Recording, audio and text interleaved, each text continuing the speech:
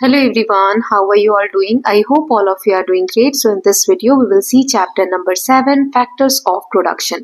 ये थीम ई economic life around us, ये economics वाला पार्ट जो है आपके text book class 8 NCERT social science exploring society India and beyond. So last chapter है आपकी टेक्स्ट बुक का जिसका नाम है फैक्टर्स ऑफ प्रोडक्शन। मतलब कोई भी चीज, कोई भी प्रोडक्ट अगर हम प्रोड्यूस कर रहे हैं उसमें क्या क्या चीजें जरूरी होती हैं उन्हें हम फैक्टर्स कहते हैं। कितने टाइप के फैक्टर्स होते हैं ये सारी चीजें हम समझने वाले हैं। ये थीम ही का चैप्टर नंबर 7 है, इसका पार्ट 1 है। सो let us just see the content sheet. अभी तक हमने थीम ए, थीम बी, थीम डी, ये 3 थीम्स हमने देखे हैं। चैप्टर 1, 2, 3, 5 और 6 ये चैप्टर्स कंप्लीट हो गए। इस वीडियो में हम चैप्टर नंबर 7 देखने वाले हैं। So I hope all of you have watched all the previous videos. If you haven't watched please go through the links given in the description box. So let us just start with the factors of production chapter. Let us just start with this quote. For a country like India, the largest contribution to growth and productivity will probably come from more efficiently using land, labor and capital. Thus, they must be used more efficiently. So, हमारा जो देश है, for a country like India, मतलब भारत जैसे देश के लिए जो प्रोडक्टिविटी मतलब उत्पादन जो होता है, जो भी प्रोडक्शन हम करते हैं और जो डेवलपमेंट होता है, सो विकास और उत्पादकता में सबसे बड़ा योगदान तभी संभव है, मतलब हमारा देश तभी अच्छे से ग्रो कर सकता है, यानी ग्रोथ हो सकती है या प्रोडक्शन अच्छे से हम कर सकते हैं जब हम इन 3 चीजों का उपयोग सही से करेंगे। Land, labour and capital. जो हमारे पास जमीन है उसका, जो हमारे लेबर हैं, श्रम जो हमें देते हैं, मजदूरी जो करते हैं, जो हमें लेबर प्रोवाइड करते हैं प्रोडक्शन है उनका, और कैपिटल, कैपिटल यानी पूंजी, जो पैसा हम लगा रहे हैं, ठीक है, कोई भी बिजनेस करने में या कोई भी काम करने में। तो इन तीनों का जब हम यूज सही से करेंगे, लैंड, लेबर एंड कैपिटल, तभी जाके हम अच्छे से, हमारा जो देश है वो अच्छे से ग्रोथ कर पाएगा और प्रोडक्शन में भी सबसे ज्यादा इंप्रूवमेंट हमें देखने को मिलेगा। सो दस they must be used more efficiently, हमें अच्छे से उपयोग करना चाहिए। इसीलिए इन सब का, इन तीनों का हमें बहुत सोच विचार कर और सही तरीके से उपयोग करना चाहिए।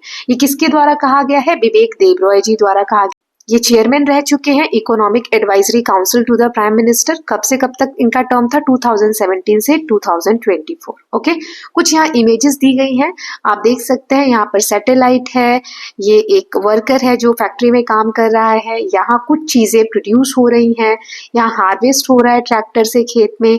देन यहाँ you can see some people are working on laptop doing some kind of work. Then here also production is going on in factories. Here also sorting kind of thing is done. चीजों को अलग अलग किया जा रहा है, कपड़े सिल रहे हैं ये, यहाँ पर भी सेम चीज। सो people are doing their work, right? So काम के बारे में हम समझने वाले हैं। A glimpse at the production of some goods, किस तरीके से चीजें प्रोड्यूस होती है वो यहाँ पर आपको दिखाया गया इमेजेस के थ्रू। तो इस चैप्टर में हम बिग क्वेश्चन कौन कौन से कवर करने वाले हैं। बिग क्वेश्चंस के थ्रू हम जानेंगे कौन कौन से इंपॉर्टेंट टॉपिक इस चैप्टर में। पहला, what are the factors of production, factors क्या क्या होते हैं प्रोडक्शन के। Then how are these factors interconnected, और जो भी फैक्टर्स होते हैं एक दूसरे से कैसे इंटरकनेक्ट होते हैं यानी जुड़े हुए होते हैं। Then what is the role of human capital in production. एक तो हमने कैपिटल बोला, कैपिटल यानी पूंजी, पैसा, है ना। इसमें ह्यूमन कैपिटल भी होता है जो आगे आप पढ़ोगे। मनुष्य भी एक असेट है, हम भी एक असेट्स हैं, तो इसका क्या रोल होता है प्रोडक्शन में, and what are its facilitators. तो ये सारी चीजें, ये सारे कॉन्सेप्ट्स आज के चैप्टर में हम पढ़ने वाले हैं। Okay, so let us just start with the first topic, जहां पे आपको इंपॉर्टेंट लगता है नोट्स बनाते चलिएगा।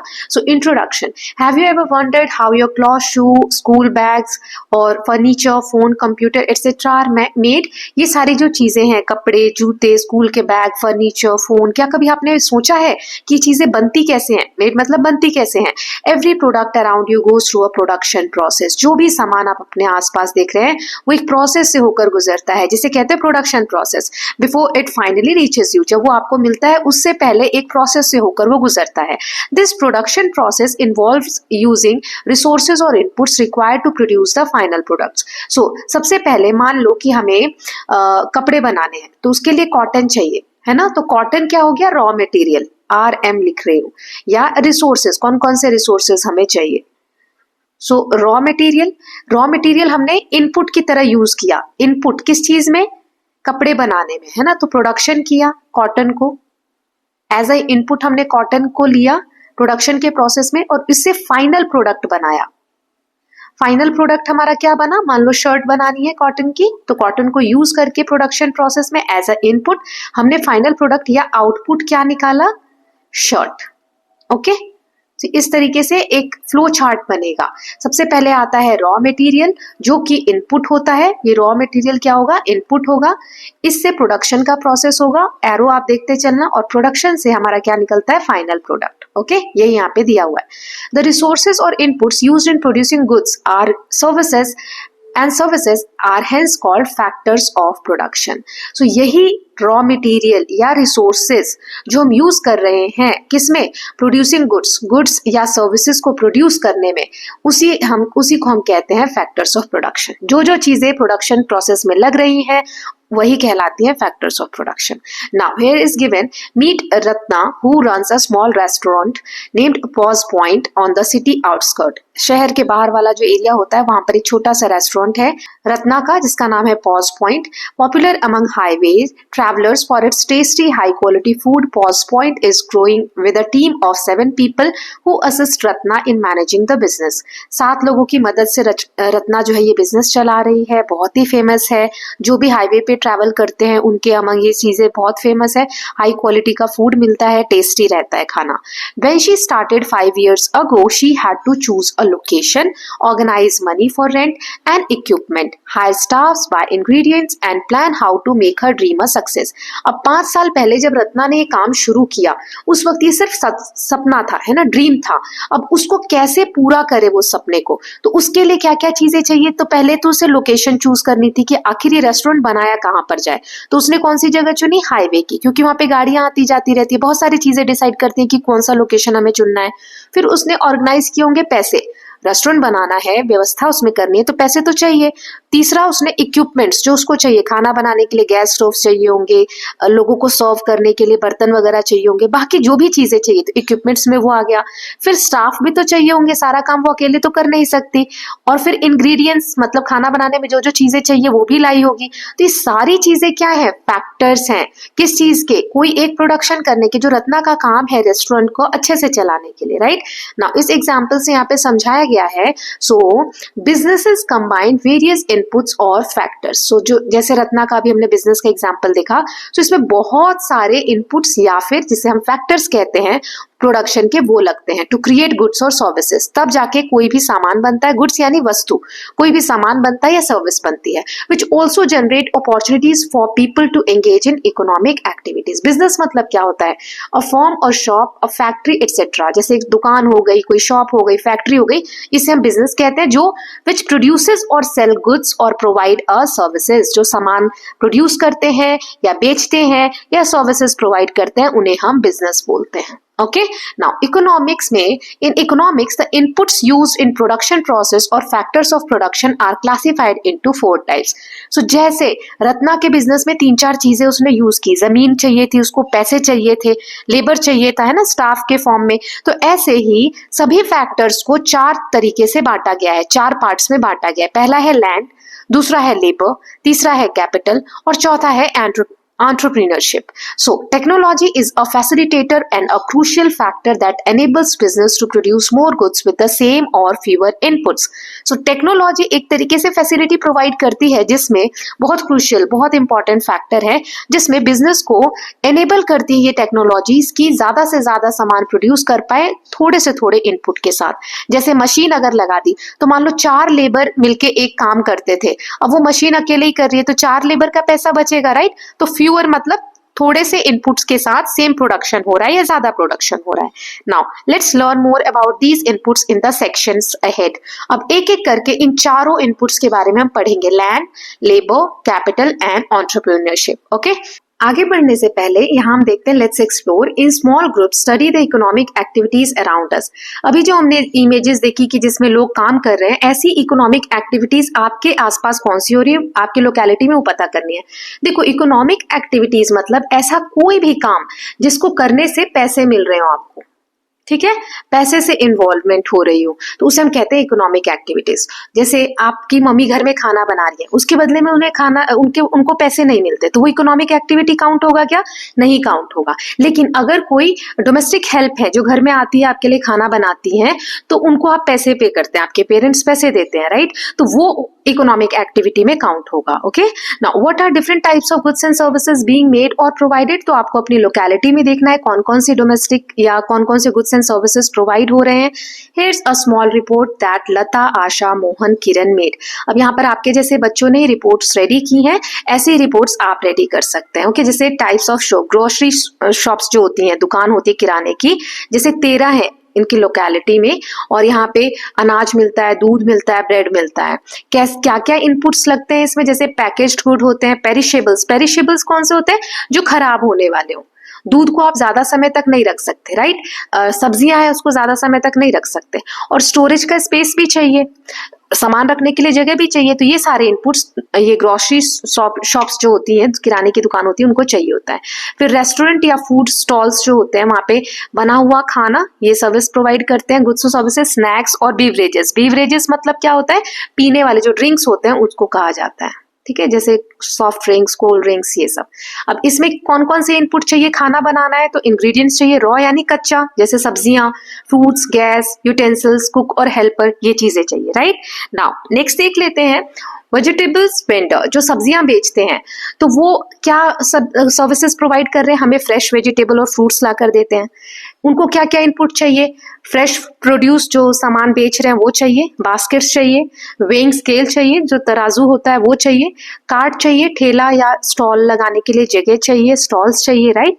मोबाइल रिपेयर शॉप में मोबाइल रिपेयर और मोबाइल एसेसरीज, ये चीजें हमें दी जाती है। एसेसरीज यानी जो मोबाइल में बाकी की चीजें लगती हैं। देन इसमें क्या क्या इनपुट्स चाहिए? मोबाइल की दुकान में टूल्स चाहिए, स्पेयर पार्ट्स चाहिए, नॉलेज चाहिए, skills of mobile components and functions, की मोबाइल में कौन कौन सी पार्ट्स लगते हैं, क्या फंक्शन होता है, उसका नॉलेज होना चाहिए। फिर सैलून या पार्लर्स, तो इसमें haircut, grooming, beauty services provide की जाती है। इसमें क्या क्या चीजें चाहिए? इनपुट में सीजर चाहिए, क्रीम्स चाहिए, ब्यूटी प्रोडक्ट्स चाहिए, वाटर चाहिए, इलेक्ट्रिसिटी चाहिए। तो ये सारे इनपुट्स चाहिए, ऐसे ही आपको अपने एरिया में करना है।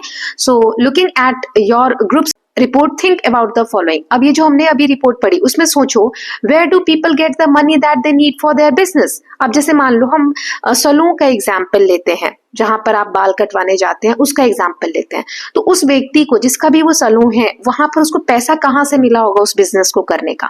तो बहुत सारे तरीके हैं, या तो उसने सेविंग कर रखी होगी, या फैमिली ने सपोर्ट किया होगा, या किसी फ्रेंड से उसने ले लिए होंगे थोड़े समय के लिए, या बैंक से लोन लिया होगा, ठीक है? तो पैसे कहाँ से आते हैं? ये कुछ तरीके होते हैं जिनसे हम पैसे लेते हैं। Then where did the hairdresser get train? Hairdresser जो होता है, जो बालों को आपके सेट करता है, वो कहाँ से ट्रेनिंग लेता है? So by walking in a salon, training centre से, या फिर किसी एक्सपीरियंस पर्सन से सीख कर। Then who taught the food vendor to cook? जो फूड वेंडर है उसको खाना बनाना कौन सिखाता है? जो एल्डर्स हैं घर पे, या फैमिली मेंबर, या कोई एक्सपीरियंस कुक सिखाएगा। Then what motivated the business owners to start their business? कोई भी बिजनेस ओनर है, जो बिजनेस का मालिक है, उसको कौन सी बताता है या कौन मोटिवेट करता है कि आपको अपना बिजनेस स्टार्ट करना चाहिए? The desire to earn, work independently, use the skills and make a profit. कि कमाने की इच्छा, खुद के ऊपर डिपेंडेंट रहना और किसी पे डिपेंडेंट नहीं रहना, अपने स्किल्स को यूज करने के लिए मोटिवेशन मिलता है, और प्रॉफिट अर्न करने का मोटिवेशन मिलता है, right? Now with this understanding, ये चीजें हमने समझी थोड़ी सी कि कौन कौन सी इकोनॉमिक एक्टिविटीज वगैरह होती हैं। अब हम अपने मेन टॉपिक पे आते हैं, जिसमें हमने 4 जो हमारे फैक्टर ऑफ प्रोडक्शन है उनको समझने के लिए कहा था। तो चलिए स्टार्ट करते हैं फैक्टर्स ऑफ प्रोडक्शन के साथ, जिसमें पहला हम देखने वाले हैं लैंड, जो भूमि होती है, जमीन होती है। ये नेचुरल रिसोर्स है। नेचुरल मतलब ये प्रकृति ने दी है। धरती हम चाह कर भी, कितने ही पैसे वाला कोई क्यों ना हो, 1 इंच भी धरती वो खुद से नहीं बढ़ा सकता। जितनी हमारे पास भूमि है उतनी ही रहेगी, राइट? कोई अपनी एक्स्ट्रा जमीन नहीं बना सकता। नाउ द वर्ड लैंड, ये जो लैंड वर्ड है, इकोनॉमिक्स में, in economics encompasses not only geographical land but also natural resources like soil, forest, water, air, sunlight, minerals, oil, natural gas. So ये जो land word economics में के context में अगर आप यूज करोगे, तो ये सिर्फ धरती की बात नहीं होती है। It's not only geographical land, जो धरती आप देख रहे हो सिर्फ उसकी बात नहीं होती, बल्कि बाकी के natural resources जो धरती से ही जुड़े हैं, जैसे मिट्टी, जंगल, पानी, हवा, sunlight, minerals, oil, natural gas, ये सब चीजें मिलकर इस फैक्टर्स का पार्ट बनते हैं. Now recollect the chapter on natural resources and their use where we discussed different types of resources that nature gives to us and how we use them. हमने इस चैप्टर में natural resources and their use में पढ़ा था कि कैसे प्रकृति जो है हमें गिफ्ट के तौर पे बहुत सारे रिसोर्सेज देती है और उसे कैसे हम यूज करते हैं. सो जो ये बिजनेस होते हैं, businesses either purchase the required land और pay rent to use it for a certain period of time. So कोई जमीन है, अब फैक्ट्री लगाने के लिए जो बिजनेसमैन को ये जमीन चाहिए तो या तो वो परचेज कर लेगा कि जमीन खरीदी ली उसने, राइट, या फिर वो रेंट पे करके ये जमीन को ले लेगा थोड़े समय के लिए ताकि वो अपना बिजनेस या प्रोडक्शन उससे कर सके. ओके, नाउ नेक्स्ट है लेबर.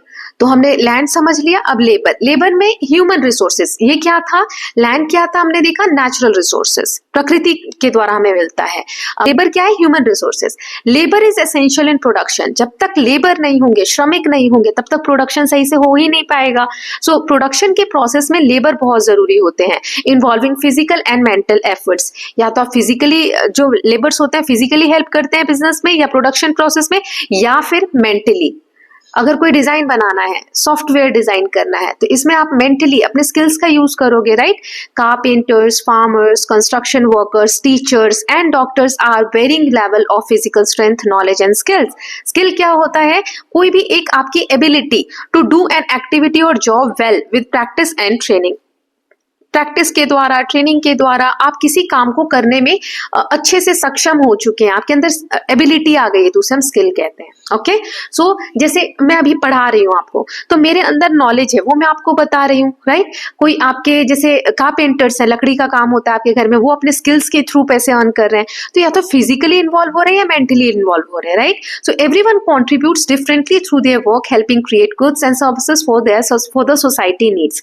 अब सोसाइटी की जरूरत के लिए ये लोग अपने अपने तरीके से डिफरेंट वे में अपने काम के थ्रू हेल्प करते हैं गुड्स और सर्विसेज बनाने में या सोसाइटी की नीड्स को पूरा करने में. ओके, सो सबसे पहले हम पढ़ेंगे क्योंकि हम ह्यूमन रिसोर्सेज पढ़ रहे हैं तो पीपल एज रिसोर्सेज. हम मनुष्य कैसे रिसोर्स हो गए, रिसोर्स क्या है, कोई भी चीज प्रोडक्शन में हेल्प कर रही है, तो हम ह्यूमन कैसे या पीपल कैसे रिसोर्सेज कहला रहे हैं. So human being play a key role in economic activities and production processes as they apply their knowledge, skills and decision making abilities to create goods and services. So human being कैसे resources है, क्योंकि हम भी economic activities में participate करते हैं और production process में पार्टिसिपेट करते हैं. हम अपने नॉलेज का अप्लाई करते हैं, स्किल्स का एप्लीकेशन करते हैं, डिसीजन मेकिंग की एबिलिटी हमारे अंदर होती है, हम कोई फैसला ले सकते हैं या कोई भी गुड्स और सर्विसेज क्रिएट करके, राइट. सो फॉर एग्जाम्पल, यहाँ पे अब एग्जाम्पल के थ्रू समझाया कि ह्यूमन कैसे कोई रिसोर्सेज कहलाता है. एक पुलिस ऑफिसर है और police officer maintains law and order, scientist invents new technologies, a chef develops new recipes etcetera. So अगर police officer law and order maintain कर रहा है तो वो अपनी पावर से, अपनी एक्टिविटी के थ्रू ये कर पा रहा है, समाज में अगर शांति बनाकर रखता है. साइंटिस्ट जो है कोई टेक्नोलॉजी इन्वेंट कर रहे हैं, तो इन्वेंशन कैसे हुआ, साइंटिस्ट के स्किल्स के कारण, उसके नॉलेज के कारण. शेफ अगर कोई नई रेसिपी बना रहा है तो उसके एक्सपीरियंस के कारण, राइट. सो ये सब चीजें जब अपनी मेंटल एबिलिटी से या स्किल्स के बेसिस पे आप कुछ करते हैं, ह्यूमन बीइंग कुछ करते हैं, तो ह्यूमन क्या कहलाते हैं, रिसोर्सेज कहलाते हैं. They all require a special set of knowledge and skill to perform well. Human को ये चीजें परफॉर्म करने के लिए नॉलेज और स्किल्स की जरूरत होती है. Of course they all must be dedicated to their work to do a good job. वो अपने काम के प्रति बहुत ज्यादा डेडिकेशन दिखाते हैं ताकि वो अच्छा काम कर सके. So the word labour refers to physical and mental efforts used in production. So labour क्या होता है, वो लेबर जब हम बोल रहे हैं तो इसका मतलब कि फिजिकल या मेंटल रूप से, फिजिकल मतलब कि बॉडी से या मेंटली दिमाग से यूज करके, स्किल्स का, नॉलेज का यूज करके जब हम एफर्ट्स देते हैं प्रोडक्शन प्रोसेस में तो उसे कहा जाता है labour. However human capital refers to the specialised skills, knowledge, abilities and expertise. अब जैसे ह्यूमन वर्ड आ गया, लेबर जो हम फिजिकल या मेंटल एफर्ट्स यूज कर रहे हैं, लेकिन जब ह्यूमन कैपिटल की बात आती है तो यहाँ पर आपकी स्किल्स काम आती है, नॉलेज काम आती है, आपकी एबिलिटीज काम आती है, एक्सपर्टीज काम आती है कि आपको कितना एक्सपीरियंस है पर्टिकुलर फील्ड में.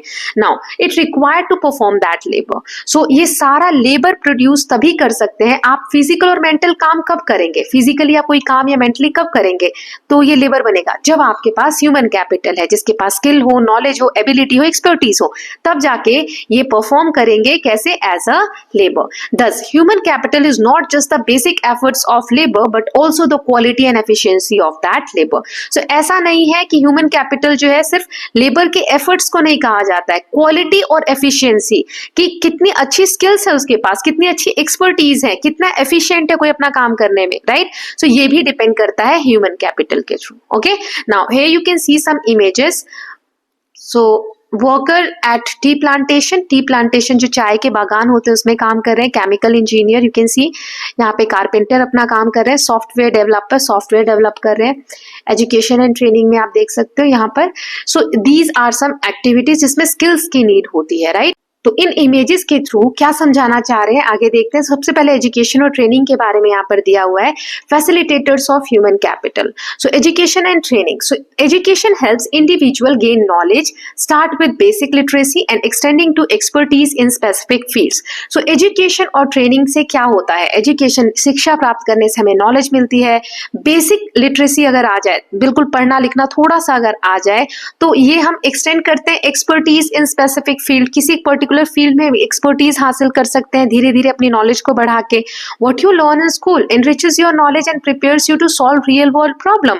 जो आप स्कूल में पढ़ रहे हैं, जो समझ रहे हैं, अभी भी जो चीज आप समझ रहे हैं, ये आपको बाहर जो दुनिया में रियल वर्ल्ड में आपको फेस करनी पड़ेंगी चीजें, जो प्रॉब्लम्स आएंगे, इश्यूज आएंगे, उसको हैंडल करने के लिए हम तैयार होते हैं नॉलेज से, राइट। फॉर एग्जाम्पल जो सिविल इंजीनियर होते हैं, a civil engineering student learns principle of design and material which are applied to building infrastructure like road and bridges. जो सिविल इंजीनियरिंग करते हैं वो बच्चे वो चीजें सीखते हैं जिससे डिजाइन और मटेरियल्स के बारे में नॉलेज गेन करते हैं और फिर वो उसको अप्लाई करते हैं जब बिल्डिंग इंफ्रास्ट्रक्चर, जैसे इंफ्रास्ट्रक्चर वगैरह जब बिल्ड करते हैं उसमें, जैसे रोड्स बनाना या ब्रिजेस बनाना। The challenges lies in creating durable, cost efficient and eco friendly solution. So इसमें चैलेंजेस यानी कठिनाइयां कहाँ आती है, ड्यूरेबल यानी जो लंबे समय तक चल सके, ऐसी कोई चीज बनाना, कॉस्ट एफिशिएंट ज्यादा महंगा भी नहीं होना चाहिए, बनाने में बहुत ज्यादा खर्च नहीं लगना चाहिए, और इको फ्रेंडली भी होना चाहिए, मतलब एनवायरनमेंट को नुकसान भी नहीं देना चाहिए, राइट। सो बनाना हमने सीखा। Now this is achieve through training.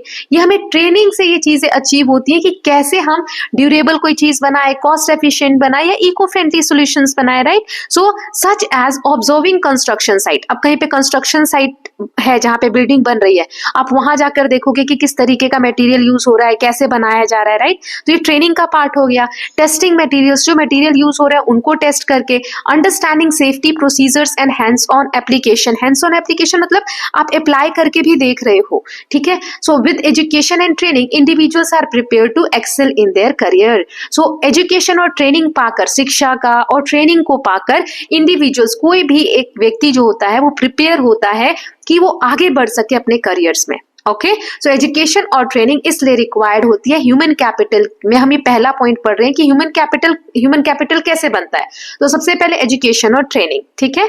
Now second point is health care. So ये सेकंड हो गया। Good health supports cognitive development. Cognitive मतलब क्या होता है, the process of learning knowledge and understanding. समझना, ज्ञान अर्जित करना, उसे समझना, सीखना, पहले लर्निंग से सीखना, उसके बारे में जानना और फिर अंडरस्टैंडिंग, समझ डेवलप करना। So good health supports cognitive development. So ये सारी चीजें, सभी डेवलपमेंट्स तभी पॉसिबल है जब आपकी हेल्थ अच्छी है। Allowing children to attend school regular and learn better. अगर बच्चों की हेल्थ अच्छी होगी तभी वो रेगुलरली स्कूल अटेंड कर सकते हैं, अच्छे से शिक्षा प्राप्त कर सकते हैं, right. Similarly workers are able to give their best physically and mentally when they are of sound body. Sound body मतलब ऐसा शरीर जिसमें कोई रोग ना हो, ठीक है। तो अगर अच्छा शरीर है तभी कोई भी काम करने वाला वर्कर है वो फिजिकली या मेंटली अच्छे से परफॉर्म कर पाएगा। They are able to do more in shorter time periods, be creative and do not have to away from work due to ill health. अगर अच्छी सेहत है तो बीमारी की वजह से, इल मतलब बीमार कि हम बीमार हैं, ऐसी हेल्थ इश्यूज हैं, इसके कारण हम काम से ज्यादा समय दूर नहीं रहते हैं। Do not have to away, बल्कि थोड़े से समय में हम अच्छा ज्यादा काम करके दिखाते हैं, क्योंकि हम फिजिकली फिट होंगे तो हमारी बॉडी अच्छे से परफॉर्म परफॉर्म करेगी, राइट? सो हेल्थ केयर हो गया. Now think about it, how do infrastructure and health care systems like hospitals, primary health centres, doctors, pharmacists, then diagnostic labs etc. contribute to developing human capital? So कोई infrastructure या health care, ये सब चीजें, health care system जैसे hospital हो गए या PHC primary health care centres हो गए या डॉक्टर्स या फिर डायग्नोस्टिक लैब्स वगैरह जो होती है, कैसे हेल्प करते हैं ह्यूमन कैपिटल को डेवलप करने में?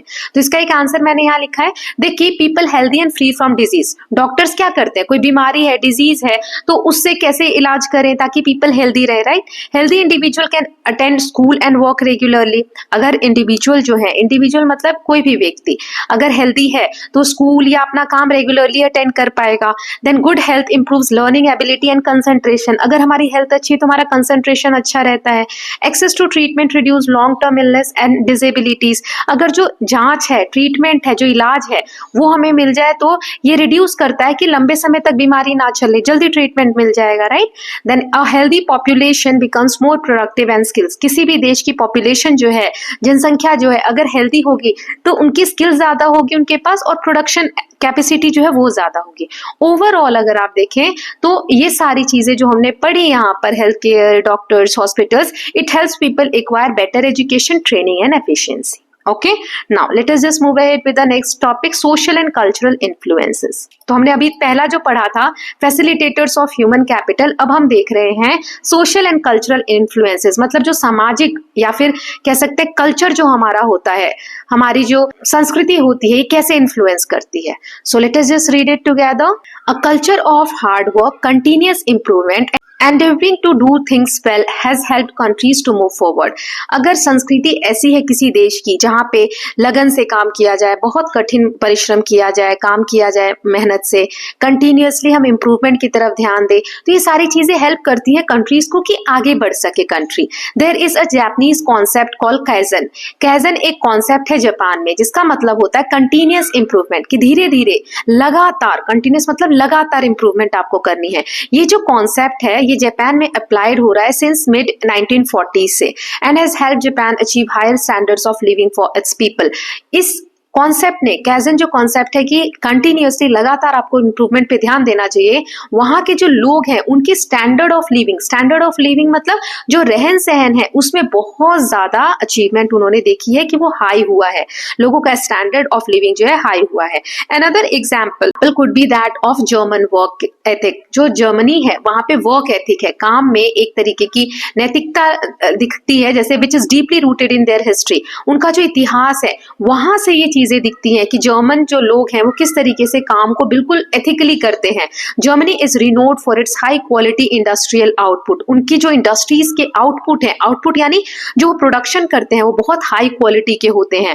दे place a high value on punctuality, attention to details and quality. Punctuality मतलब क्या होता है, जैसे आप स्कूल में लेट होते हैं तो मैम बोलती है ना पंक्चुअल हुआ करो, कोई भी काम आप बोलते हो तो जो बोल रहे हो करना चाहिए, है ना, उस चीज को निभाना चाहिए. तो पंक्चुअल टाइम को मानना चाहिए, टाइम पे सभी चीजें करनी चाहिए, हर एक छोटी छोटी डिटेल पे ध्यान देना चाहिए और क्वालिटी पे ध्यान देना चाहिए. सो ये जो क्वालिटीज हैं of the human capital contributed their rise as a global leader in technology and manufacturing. So technology के फील्ड में, मैन्युफैक्चरिंग के फील्ड में ये जो चीजें हैं जैसे पंक्चुअलिटी हो गई या डिटेल्स पे ध्यान देना या क्वालिटी पे ध्यान देना, इसने जर्मनी को वर्ल्ड लेवल पे ग्लोबल लीडर बना दिया है इन चीजों के डेवलपमेंट में. Okay, now let us explore. कुछ क्वेश्चंस है. Let's do a small experiment. Make a list of 10 working adults in your family and neighbourhood. Ask them to describe the culture at their workplace. आपको 10 लोगों से बात करनी है, पूछना है कि उनका जो काम की जगह है, जहां वो जॉब करते हैं, जहां भी काम करते हैं, वहां का कल्चर कैसा है. Share notes with your classmates. What did you discover. आपको क्या जानने को मिला. What are some adjectives that occur more frequently. ऐसे कौन कौन से वर्ड्स, एडजेक्टिव्स यानी जो काम है उसकी विशेषता बताने वाले शब्द. जब भी आप काम के बारे में पूछते तो कौन से बहुत सारे वर्ड्स हैं जो लोग बार बार, फ्रीक्वेंटली मतलब बार बार यूज करते हैं. जब इतने सारे लोगों से आप बातचीत करोगे तो कुछ कॉमन वर्ड्स आपको मिलेंगे. जैसे आप पूछोगे आपका ऑफिस कैसा है, तो कोई कहेगा बहुत अच्छा है, कोई कहेगा अरे यार वहां तो बहुत पॉलिटिक्स होती है, वहां अच्छे से काम नहीं होता. सो दीज आर सम की वर्ड्स, है ना. थोड़ा भी लेट जाओ तो सैलरी काटते हैं, देर से जाओ तो इस तरीके के एडजेक्टिव्स आपको सुनने को मिलेंगे. नाउ सेकंड क्वेश्चन है. In tapestry chapters you have seen examples of art and architecture in India across several centuries. Now what do you think are the factors that enable their creators creators to achieve such high levels of excellence, discuss in group and share in class. So हमने जब इतिहास chapter पढ़ा, मतलब tapestry वाला जो part था हमारा theme, वो हमने पढ़ा, तो हमने देखा कि कैसे भारत ने आर्ट और आर्किटेक्चर के फील्ड में जो कला है या फिर कोई भी डेवलपमेंट्स हुए, मंदिर बने हैं, कहीं कुछ चीजें क्रिएट की गई हैं, तो हमने देखा आर्टिस्ट ने बहुत ज्यादा डेवलपमेंट उस समय में किया। तो कैसे पॉसिबल है, क्रिएटर्स ने ये सारी चीजें कैसे अचीव की होंगी? तो दोनों के आंसर्स हम एक एक करके देखते हैं।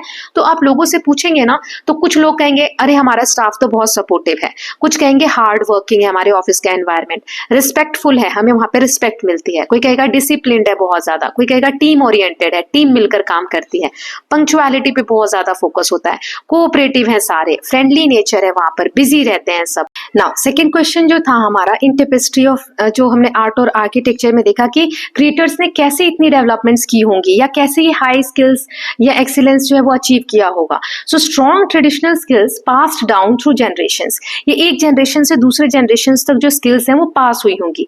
डीप डेडिकेशन और डिसिप्लिन वो अपने वर्क में दिखाते होंगे, कंटिन्यूअस प्रैक्टिस करते होंगे और इंप्रूवमेंट दिखाते होंगे, attention to details and high craftsmanship, then use of scientific knowledge and measurement, scientific जो स्किल्स हैं, नॉलेज है, उसका यूज करके जो उस वक्त अवेलेबल हो, cultural value placed on perfection and devotion, community and royal patronage support, right, royal patronage support, ये जो है ना, ये सबसे इंपॉर्टेंट पॉइंट है। क्यों?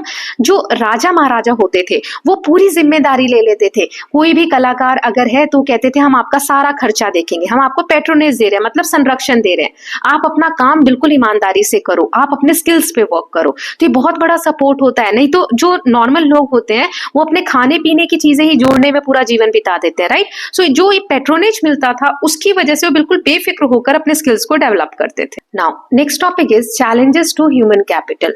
अब क्या क्या मुसीबतें आती हैं, जैसे ह्यूमन कैपिटल, मनुष्य एक नॉर्मल है, अब उसमें स्किल्स डेवलप करके, नॉलेज गेन करके वो क्या बन जाता है, एक पूंजी बन जाता है, कैपिटल बन जाता है। यही हमने देखा क्या क्या चीजें चाहिए, नॉलेज, स्किल्स, राइट, एक्सपीरियंस, ये सब मिला के क्या बना देते हैं ह्यूमन को, ह्यूमन कैपिटल। अब इसमें क्या क्या कठिनाई है, चैलेंजेस क्या क्या है। So our nation has come a long way in various aspects of human capital since independence. Literacy is an important characteristic of the population and helps enhance the skills and productivity of human capital. So, कोई भी human capital तब कहलाता है जब अच्छे से उसके पास ज्ञान हो, knowledge हो, right? Now, अब यहाँ पर अगर लिटरेसी यानी जो एजुकेशन है वही सही नहीं होगा तो कैसे ये चीजें, स्किल्स या प्रोडक्टिविटी इंप्रूव हो पाएगी। प्रोडक्टिविटी मतलब ability to do more in a particular time period, कि थोड़े समय, जैसे कि एक पर्टिकुलर टाइम है, अगर आपके पास स्किल नहीं होगी तो आप एक काम को करने में मान लो 1 घंटा लगा रहे हो, क्योंकि आप जान जान के समझ के कर रहे हो। लेकिन अगर आपके पास स्किल्स है, अगर एक्सपीरियंस है, तो आप उसी काम को 5 मिनट में भी कर सकते हो, क्योंकि आपके पास नॉलेज है उस चीज का। सो प्रोडक्टिविटी ह्यूमन कैपिटल की बढ़ाने के लिए, स्किल्स होने के लिए लिटरेसी बहुत इंपॉर्टेंट एक पार्ट प्ले करती है, right. So adult literacy rate in India is 85% for males and 70% of females as of 2023 as per the world bank estimates. So world bank एक इंटरनेशनल इंस्टीट्यूशन है, इसके हिसाब से इंडिया का जो लिटरेसी रेट है, अडल्ट लिटरेसी मतलब percentage of people aged 15 and above who can read and write with understanding a short simple statement about the everyday life. सो कैसे पता चलता है, किसको कहा जाता है कि ये लिटरेट है और ये इलिटरेट है? लिटरेट मतलब कि पढ़ा लिखा है और इलिटरेट मतलब अनपढ़ है, कैसे पता चलता है? सो वर्ल्ड बैंक के हिसाब से क्या क्राइटेरिया है कि कोई भी 15 साल या उससे बड़ा व्यक्ति, 15 साल या उससे बड़ा, अगर एक लाइन या एक स्टेटमेंट को जो उनकी डेली लाइफ से रिलेटेड है अच्छे से लिख पाए, पढ़ पाए और समझ पाए, समझ के हिसाब से लिख पाए, पढ़ पाए, ऐसा नहीं रट रखा है, राइट। सो इसके हिसाब से अगर वो कर पा रहा है, पढ़ पा रहा है, समझ पा रहा है, तो उसे हम लिटरेट कहते हैं। सो 2023 के डेटा के हिसाब से, वर्ल्ड बैंक के डेटा के हिसाब से इंडिया में अगर मेल की बात करें, मतलब पुरुष जो है वो 85% लिटरेट है, मतलब 85% पुरुष जो है लिटरेट है, और जो फीमेल है उनमें 70% लिटरेसी है, ठीक है। मतलब 30% अभी भी पढ़ लिख नहीं पा रहे। और ये जो 70% भी है ना, इसमें बहुत सारे लोग ऐसे हैं जो बिल्कुल सिर्फ बेसिक अंडरस्टैंडिंग रखते हैं, Now, despite progress in many areas, India faces challenges in developing human capital. So आप समझ सकते हो इस लेवल की लिटरेसी अगर होगी तो कैसे ह्यूमन कैपिटल जो है वो डेवलप होगा, isn't it? Now, next देखते हैं, according to economic survey of India 2024, ये एक तरीके की रिपोर्ट है जो गवर्नमेंट पब्लिश करती है, तो 2024 का डेटा दिया है, 65% of people in India are below the age of 35 years. अब आप देख सकते हो कि इंडिया में यूथ पॉपुलेशन कितनी है। यूथ मतलब कि जो 35 साल से कम एज के लोग हैं या 35 साल के लोग हैं, 35 साल से कम एज के लोग हैं, ये पॉपुलेशन 65% है। मतलब 100 लोग अगर इंडिया में रहते हैं तो उसमें से 65 लोग तो वो हैं जिनकी एज 35 है या उससे कम है। मतलब ये एकदम जो होता है ना, यूथ स्टेज बोलते हैं, जो काम कर सकते हैं, हमारी इकोनॉमिक ग्रोथ में हेल्प कर सकते हैं, right. So this means that India has a young productive population. ये हेल्प कर सकते हैं इकोनॉमिक एक्टिविटीज में। यंग पॉपुलेशन है इंडिया की, which may help the country reap the benefit of a demographic dividend. So ये हेल्प करता है। देखो बहुत बड़े बड़े टर्म्स आ रहे हैं, इसमें घबराना नहीं है। सबसे पहले मैंने बोला कि इंडिया में ये जो डेटा है इकोनॉमिक सर्वे ऑफ इंडिया, ये कह रहे हैं कि 65% लोग जो है इंडिया में वो 35 साल या उससे कम एज के हैं। मतलब यूथ पॉपुलेशन है, यंग लोग ज्यादा है इंडिया में। तो ये प्रोडक्टिव पॉपुलेशन भी है, मतलब कामकाजी पॉपुलेशन है। बुजुर्ग लोग होंगे तो उतना काम नहीं कर पाएंगे, यंग है, जवान है तो काम ज्यादा कर सकते हैं। तो इससे हमारी कंट्री को हेल्प मिलेगा। किस चीज में हेल्प मिलेगा? रीप मतलब एक पकना, फसल पकना या बेनिफिट लेने में। किसका? Reap the benefit of a demographic dividend. अब ये डेमोग्राफिक डिविडेंड क्या होता है? देखो पॉपुलेशन अगर किसी कंट्री की ज्यादा है तो उस कंट्री में डेवलपमेंट कैसे होगा? जब इतनी ज्यादा पॉपुलेशन है, इतने ज्यादा लोग हैं, तो कैसे सुविधाएं मिलेंगी? लेकिन इसका अगर इस पूरी पॉपुलेशन में ऐसे लोग जो काम करने वाली पॉपुलेशन ज्यादा है, देखो यहाँ पे बताया गया कि 35 साल या उससे कम एज के जो लोग हैं वो ज्यादा मात्रा में इस पूरी पॉपुलेशन में। इसका मतलब ये डिविडेंड की तरह, फायदे की तरह हमारी पॉपुलेशन काम कर सकती है। डेमोग्राफिक मतलब पॉपुलेशन से रिलेटेड टर्म है। सो अगर पॉपुलेशन ज्यादा है तो ये हमारे लिए नेगेटिव है, लेकिन अगर पॉपुलेशन बहुत ज्यादा होने के साथ साथ एक प्लस पॉइंट है कि उसमें कमाने वाली जो एज है, यंग लोग जो हैं वो ज्यादा है, तो ये हमारे लिए प्लस पॉइंट है। डिविडेंड की तरह काम करता है। डिविडेंड मतलब प्रॉफिट की तरह आप ले सकते हैं। सो द डेमोग्राफिक डिविडेंड क्या होता है, यहाँ पे आगे आपको डेफिनेशन भी दी गई है। It refers to benefits a country gets when it has a large number of young and working people. जब किसी भी कंट्री में पॉपुलेशन का बहुत बड़ा हिस्सा यंग हो और कामकाजी हो, वर्किंग पीपल हो, तो वो जो पॉपुलेशन है वो बर्डन ना होकर एक डिविडेंड की तरह एक्ट करती है। When more people are working and earning and few people depend on them, the country can grow businesses and improve living standards. तो अगर ज्यादा लोग कमाने वाले हैं, कम लोग डिपेंडेंट हैं, कम लोग ऐसे हैं जो दूसरों के कमाई पे या दूसरों के कमाने पे निर्भर है कि वो कमाएंगे तो हमें खाने को मिलेगा या रहने को मिलेगा, तो ऐसा देश ही ग्रो कर पाता है लिविंग स्टैंडर्ड्स को। Now to take advantage of this potential, अभी जो डिविडेंड है हमारा ज्यादा है तो इसका पोटेंशियल, इसका जो उपयोग है ज्यादा से ज्यादा कर सके, individual must have access to quality education. अब ऐसा थोड़ी है कि हम कह रहे हैं 60% या 65, कितना बताया, 65% जो पॉपुलेशन है वो 35 साल से या 35 साल की है या तो उससे कम है, राइट। लेकिन अगर ये 35 साल से कम एज वाली जो पॉपुलेशन अगर पढ़ी लिखी ही नहीं होगी तो क्या फायदा? स्किल्स ही नहीं होंगे इनके पास तो क्या फायदा? इसीलिए इस पोटेंशियल का हम तभी एडवांटेज ले सकते हैं, फायदा उठा सकते हैं, जब इनके पास एक्सेस हो क्वालिटी एजुकेशन का, एजुकेशन सिस्टम अच्छी हो, इनकी हेल्थ अच्छी हो, इनको ट्रेनिंग अच्छे से मिले, इनको स्किल्स अच्छे से डेवलप कराए जाए इनके, which would contribute two nations progress. तब जाके देश का प्रोग्रेस हो सकता है। You will learn more about this in the year ahead in the chapter on demographics. Demographics वाले चैप्टर में आप आगे पढ़ेंगे इसके बारे में और डिटेल में। Okay, now today there is a vast variety of jobs requiring different kinds of skill. लोग कहते हैं जॉब्स नहीं है या अनएम्प्लॉयमेंट है, नौकरी की कमी है। ऐसा नहीं है, नौकरी है लेकिन स्किल्स डिमांड करते हैं, आपके पास स्किल्स होनी चाहिए। However India has had a rich legacy of skill based knowledge system and workmanship. हमारे यहाँ ऐसे स्किल्स की कमी नहीं है, लेकिन हाँ जो एक तबका है, जो लोग हैं वो स्किल्स डेवलप करने के लिए अभी भी बहुत पीछे हैं। Okay, now think about it. यहाँ कुछ क्वेश्चंस दिए गए हैं। पहला है, शिवाय अ स्टूडेंट एट सरस्वती विद्यालय इन ग्रेड 8। एक ग्रेड 8 का बच्चा है शिवाय, इस स्कूल का बच्चा है, had to drop out of school 2 years back as his father's lost his job. उसके पापा की, शिवाय के पापा की जॉब चली जाती है, इसीलिए 2 साल पहले शिवाय को स्कूल से ड्रॉप आउट लेना पड़ता है, स्कूल से छुट्टी लेनी, मतलब स्कूल जाना बंद करना होता है। How do you think the loss of schooling years will affect शिवाय व्हेन ही ग्रोज अप? जब वो बड़ा होगा तो उसमें शिवाय की लाइफ कैसे इफेक्ट होगी? जो उसने स्कूल लॉस किया, स्कूल नहीं गया, उसका कैसे इफेक्ट पड़ेगा, ये आपको बताना है। सेकंड है, what problems could businesses face when they do not find workers with the required skill? अगर जो जॉब्स हैं उनको ऐसे वर्कर ना मिले जो स्किल्स चाहिए, मतलब एक जॉब है, कोई फैक्ट्री है, इसमें काम करने वाले व्यक्ति के पास कोई स्किल होनी चाहिए, वो पर्टिकुलर स्किल अगर ऐसे वर्कर्स मिल ही नहीं रहे इस कंपनी को, तो वो क्या करेगी कंपनी? कैसे प्रॉब्लम्स ऐसे बिजनेसेस को फेस करने पड़ते हैं? तो दोनों के आंसर देखते हैं। तो शिवाय को क्या फेस करना पड़ेगा? 2 साल उसने स्कूल का मिस किया, तो ये हार्डर होगा शिवाय के लिए कैचअप करना बाकी के स्टडीज के, राइट? कैच कर पाना, जो छूट गया उसके साथ साथ उसको आगे बढ़ना है, तो कैसे वो बराबरी कर पाएगा? उसकी जो बेसिक स्किल्स है, नॉलेज है, वो इनकम्प्लीट रहेगी, which can limit his choice for higher education and good jobs in future. अच्छे जॉब्स उसको फ्यूचर में नहीं मिलेंगे, right? This could reduce his confidence, उसका कॉन्फिडेंस कम हो जाएगा। और अच्छा कमाना, एक earning a better income as an adult, ये भी चांसेस उसके कम हो जाएंगे, इजंट इट?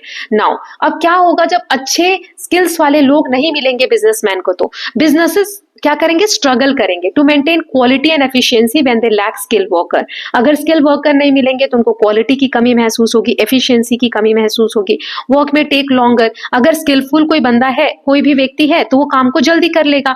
अगर स्किलफुल कोई व्यक्ति नहीं मिल रहा तो काम को करने में ज्यादा समय लगेगा, मिस्टेक्स होंगी ज्यादा, राइट? एंड प्रोडक्शन में स्लो डाउन, और प्रोडक्शन प्रोसेस स्लो हो जाएगा। दे माइट ऑल्सो इनकर एक्स्ट्रा कॉस्ट फॉर ट्रेनिंग, फिर उनको ट्रेनिंग देनी पड़ेगी, उसके अलग से खर्चे लगेंगे, और डिफिकल्टी होगी कम्पीट करने में दूसरे बिजनेसेस के साथ that have better trained employees, जिसमें अच्छे ट्रेन्ड एम्प्लॉयज होते हैं, ऐसे बिजनेसेस के साथ कॉम्पीट करने में मुश्किलें आएंगी। ना फिर से यहाँ पे दिया, think about it. Are some jobs more important than others? क्या कुछ जॉब्स ऐसी हैं जो ज्यादा इंपॉर्टेंट है दूसरी जॉब्स के कंपैरिजन में? What would happen if nobody clean the street? क्या होगा अगर कोई सड़कें साफ ना करे, या ट्रैश जो कचरा है उसको कलेक्ट ना करे? अगर किसान जो है, फार्मर्स जो है, वो कल्टीवेट करना बंद कर दे, मतलब खेती करना बंद कर दे, डॉक्टर्स जो है वो पेशेंट को ट्रीट ना करे, ऐसे कुछ जॉब्स हैं, तो ये ज्यादा इंपॉर्टेंट नहीं है? लेकिन ऑल जॉब्स आर इंपॉर्टेंट, सारे जॉब्स इंपॉर्टेंट है, क्योंकि एक दूसरे को सपोर्ट करते हैं सोसाइटी में। अगर कोई सड़कें क्लीन नहीं करेगा, कचरा नहीं उठाएगा, एनवायरमेंट डर्टी हो जाएगा और अनहेल्दी हो जाएगा। अगर फार्मर खेती नहीं करेंगे तो फूड की कमी आ जाएगी, अनाज नहीं रहेगा। अगर डॉक्टर नहीं होंगे तो पीपल को ट्रीटमेंट कौन देगा? इसलिए बीमारियां फैलेंगी, स्प्रेड होंगी। Every job is necessary for a safe, healthy and well functioning society. सारी जॉब जरूरी है, नेसेसरी है, ताकि हमारी सोसाइटी जो है सेफ रहे, हेल्दी रहे, राइट? और अच्छे से फंक्शन कर सके। Now here is a text given. India's ancient skill heritage, Bharat के प्राचीन जो स्किल हेरिटेज है उसके बारे में पढ़ रहे हैं। For ancient Indians work was a form of expressing their nature and striving for perfection and offering to the deity or the receiver as the case may be. एक तरीके से हमारे जो पुराना प्राचीन भारत है उसमें जो भी काम होता था उसको बहुत ज्यादा मेहनत के साथ, स्ट्रगल के साथ किया जाता था, इस तरह एक, ताकि वो परफेक्ट हो सके वो काम। It had to be created और डन विद डिवोशन, उसको पूरा अपना सब कुछ लगा दिया जाता था उस काम को करने के लिए। The tools used were worshipped, जो औजार लिए जाते थे, जैसे मान लो किसान जो है हल जोतने जा रहा है खेत में, तो हल की पूजा होगी, पूजा की जाती थी सभी टूल्स की। ये जो ट्रेडिशन है कंटिन्यूज एज विश्वकर्मा पूजा, आज भी आप सुनते होंगे आज विश्वकर्मा पूजा है, Ayudha Puja. So creating products involve a unique blend of kala. कोई भी सामान अगर बन रहा है तो उसमें बहुत सारी चीजें, एक तो आर्ट मिलती है, नॉलेज मिलती है जिसे विद्या कहते हैं, राइट? तो ये चीजें मिलकर कोई सामान बनाती है। Knowledge was passed on from one generation to another and also built on. Knowledge जो है, ज्ञान जो है, एक जनरेशन से दूसरे जनरेशन में पास होता जाता है। शिल्प शास्त्र जो है, एक पुस्तक है या ग्रंथ है शिल्प शास्त्र, ये एंशिएंट टेक्स्ट है, इसमें बताया गया डिटेल्ड डिजाइन गाइडलाइंस की डिजाइन कैसे कैसे की जाए स्कल्पचर्स पे, जो मूर्तियां वगैरह बनाई जाती हैं पेंटिंग्स के लिए, बिल्डिंग्स के लिए, वुडन आइटम्स के लिए, ज्वेलरी के लिए। For example, text on sculpture prescribe exact specification regarding postures, colours, measurement and proportion of the figure. कोई मूर्ति कैसे बनानी है, उसमें क्या कलर होंगे, क्या उसका नाप होगा, किस पोस्चर में उसको खड़ा करना है, कैसे बनाना है, वो सारी चीजें डिटेल में बताई गई हैं शिल्प शास्त्र में। Okay, now don't miss out, यहाँ पे एक फैक्ट दिया हुआ है, जनरेशंस ऑफ फैमिलीज ऑफ स्कल्पटर्स, जो मूर्ति कला करते हैं, ऐसे लोगों की जो जनरेशंस है, मतलब एक पीढ़ी से दूसरी पीढ़ी जो है, have worked on constructing India's temple over centuries. शताब्दी से ये लोग मिलकर हमारे जो भारत में अलग अलग मंदिर हैं उनके कंस्ट्रक्शन में लगे हुए हैं। दे यूज देयर स्किल्स, वो अपने स्किल्स का यूज करते हैं without expecting to see finished outcome. वो ये भी नहीं उम्मीद रखते कि आगे चलकर कैसा दिखेगा, वो बस अपना काम बहुत अच्छे से करते हैं। They pursue excellence considering work as worship by practising regularly and learning new techniques. वो नए नए टेक्निक सीखते हैं, अपने काम को पूजा की तरह मानते हैं, वर्शिप करते हैं। ओके, नाउ हियर यहाँ पर एक स्किल दिखाया गया है, recreation of 5th century stitch ship building. अब यहाँ पर बुन के, स्टिच मतलब क्या होता है, सिलना, बुनना, तो बुन कर यहाँ पर कैसे एक शिप बनाई गई है। So Indians used a unique stitching techniques dating back over 2000 years to make ships and boats। नाव बनाने के लिए जहाज स्टिच यूज की जाती है जो लगभग 2000 साल पुरानी है, which they used to conduct maritime trade and cultural exchange across the Indian Ocean। जो इंडियन ओशन वाला पार्ट है वहां से व्यापार कहीं जाना है, इस तरीके की शिप बोट्स यूज की जाती थी, जिसमें कल्चर भी एक दूसरे के एक्सचेंज होते थे। The techniques involve wooden planks together using cords instead of nails. कील जो होती है उसका यूज किए बिना, जो कोड्स होते हैं जैसे बांधना करना, उससे हम वुडन जो प्लैंक्स होती है, जो तख्ते वगैरह होते थे, बांधा जाता था, जिससे वो फ्लेक्सिबल होते थे और हेल्प करते थे शिप को नेविगेट करने में इंडियन ओशन में आसानी से। ओके, नाउ इससे रिलेटेड यहाँ पर कुछ क्वेश्चंस दिए हैं। Many of traditional techniques of production have either disappeared और आर ऑन डिक्लाइन। बहुत सारी ऐसी जो ट्रेडिशनल टेक्निक है या तो खत्म होती जा रही है, डिसअपीयर हो रही है, या फिर डिक्लाइन, कम होती जा रही है। For example, stitching of ships saw a severe decline after the arrival of Europeans in Indian Ocean in 16th century. This technique is now used for small fishing boats.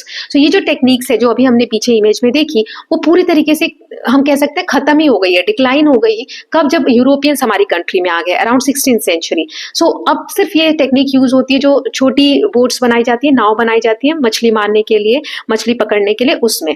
Why do you think the use of indigenous techniques has declined? Indigenous मतलब जो हमारे देश में ही कोई technique develop हुई है, invent हुई है, तो आपको क्यों लगता है, क्या लगता है कि ऐसी टेक्निक्स क्यों डिक्लाइन होती जा रही हैं? ये आपको डिस्कस करना है, और ऐसी कुछ टेक्निक्स आपको पता करनी है, फाइंड आउट करनी है आपके एरिया से, कि to showcase that human efforts and skill, कैसे मनुष्य अपने एफर्ट से, स्किल से ऐसी टेक्निक्स को डेवलप करता था। Explain briefly using drawings and text in the class. तो चलिए इनके आंसर्स देख लेते हैं। सबसे पहले, ये क्यों खत्म होती जा रही है इंडिजीनियस टेक्निक्स? इंडिजीनियस मतलब मैंने आपको बता दिया, ऐसे स्किल्स या ऐसी कोई भी चीज जो हमारे देश में डेवलप हुई है, right. Now modern machines produce goods faster and cheaper. आज की जो मशीन्स हैं वो चीजें जल्दी बना रही है और सस्ता भी बनता है। जो ट्रेडिशनल मेथड है उसमें ज्यादा टाइम लगता है, लेबर की स्किल उसमें चाहिए होती है, right. Younger generation prefer modern jobs over traditional crafts. Industrialisation जो हुआ, जो बहुत सारी इंडस्ट्री सेटअप हुई, foreign products are reduce demand for old techniques. जो फॉरेन प्रोडक्ट्स होते हैं, जो बाहर से मंगाए गए विदेशी सामान होते हैं, उसने जो हमारे पुरानी चीजें हैं, पुरानी टेक्निक्स है, उसकी डिमांड को कम कर दिया है। फिर lack of support, training and market exposure for traditional artisans. जो ट्रेडिशनल क्राफ्ट्स होते हैं उसके प्रति मार्केट में ज्यादा एक्सपोजर नहीं है, उनके एड्स वगैरह ज्यादा नहीं होते, ट्रेनिंग या सपोर्ट उनको प्रोवाइड नहीं होता। ये भी कारण है इनकी टेक्निक्स के कम होने का। नाउ ऐसी कुछ चीजें आपको आसपास ढूंढनी है, तो जैसे हैंडलूम वीविंग, जैसे साड़ी वगैरह बनाना। हैंडलूम मतलब हथकरघा जो होता है, हाथ से बुना जाता है, शॉल वगैरह, राइट। पॉटरी, जो मटके वगैरह, दिया बनाए जाते हैं। वुड कार्विंग, जो फर्नीचर, स्टैचूज वगैरह लकड़ी के बनाए जाते हैं। ऐसे मेटल वर्क, बैम्बू क्राफ्ट, जैसे बास्केट्स वगैरह जो बांस के बने होते हैं, मैट्स, राइट। तो ये कुछ क्राफ्ट्स हैं जो आपके एरिया में वो आपको बताना है। तो इस हिसाब से हमने लैंड और लेबर दो चीजें पढ़ ली हैं। ना तीसरा आता है कैपिटल। तो ये वाला जो टॉपिक है कैपिटल, अब हम नेक्स्ट पार्ट में स्टार्ट करेंगे। Okay, so with this we are done with part 1 of this chapter. अब हम मिलेंगे सेकेंड पार्ट में। I will try to finish the chapter in second part. Okay, so I hope all of you are loving these videos. If you are doing so, please like and share it, and don't forget to subscribe the channel for more such videos. Thank you so much.